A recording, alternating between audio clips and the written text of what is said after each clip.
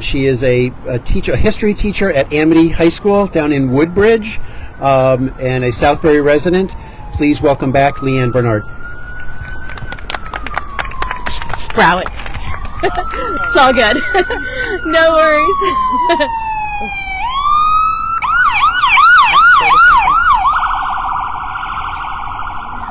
My students asked me to do a guest column for Women's History Month in the student newspaper, so I decided to share what I wrote for them.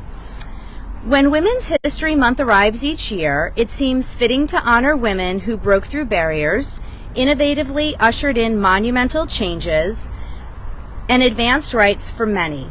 Iconic women like Ruth Bader Ginsburg and Rosa Parks easily come to mind.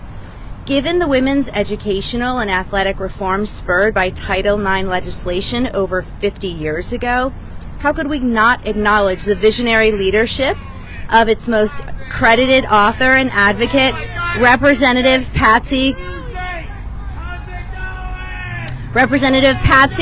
Takemoto Mink, suffragettes like Elizabeth Cady Stanton, Susan B. Anthony, and Alice Paul are obvious choices too. But lest we forget the unwavering efforts and determination of suffragette and anti-lynching muckraker Ida B. Wells Barnett. What about the enduring efforts and lengths Susan LaFlèche-Picotte went through to improve health care for American Indians?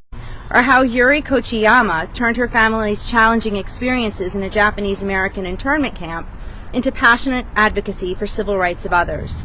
What about female writers whose ideas inspired us and challenged us to see the world in new ways? Lorraine Hansberry, Toni Morrison, Emily Dickinson, Jane Austen, Sandra Cisneros, Maya Angelou, Amy Tan, and Margaret Atwood. Those names barely scratch the surface. Perhaps we should turn our attention to the women of today who are making a difference. We could easily start with Mia Motley, Ngozi Okonjo-Iweala, Temple Grandin, and Rima Sultana Ramu. As I considered all of these women and their seemingly endless contributions, I couldn't help but be reminded of a phrase I heard over and over while taking women's studies classes as an undergraduate student in college. The personal is political. It got me thinking about the people we tend to honor during Women's History Month. They're inspiring, relentless change agents, no doubt.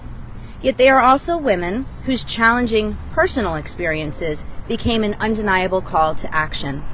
I started thinking about all of the women who aren't recognized during Women's History Month. The women in our lives who sacrifice so freely for us with the hope that we can become the best versions of ourselves. The women who tirelessly love us, nurture and support us, root for us, fiercely advocate for us, and inspire us. Without fail, they pick us up each and every time we fall, and then teach us how to pick ourselves up.